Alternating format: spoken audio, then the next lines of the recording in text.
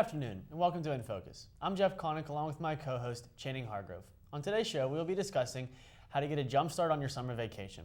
Classes are ending, finals are beginning, but that does not mean it's all work and no play. We have just a way to shake the stress and keep your cool as the last 2 weeks quickly approach.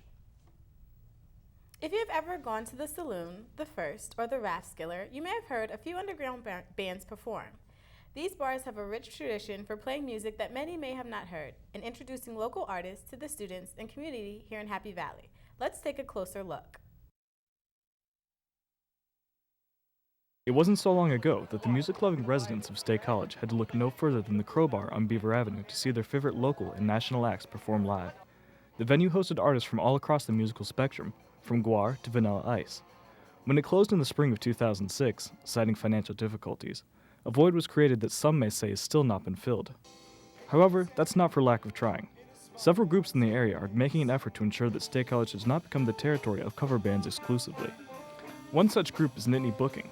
Since 2006, they have actively sought out up-and-coming artists and given them an opportunity to showcase their talents in a town they might otherwise skip.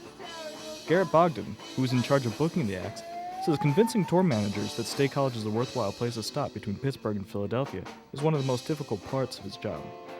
The isolation of State College kind of hurts too. I mean, you get a few people from Harrisburg, a few people from Altoona, but it's the isolation definitely hurts.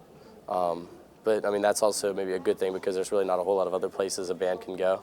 So a lot of times what I'll do is if there's a huge tour coming through Pittsburgh and then they have an off date in between there in Philly, I can get like the opening bands to come and do like a headlining show. Another organization is the Penn State student-run club, The Asylum. Although the focus of the club has changed in recent years, the purpose has always been to bring to the area acts either too small to play at the Bryce Jordan Center or too big to play at a basement show. Since it was founded in 1997, the group has consistently found ways to do just that. However, the closing of the Crowbars put even more of an onus on the group to serve the under-21 crowd, for whom all ages shows are a rarity.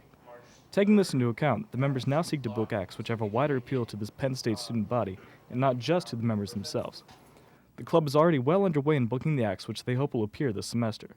A few names may sound familiar, while others may sound familiar in the future. What is important is that they are promoting an environment for the State College music scene to continue to grow.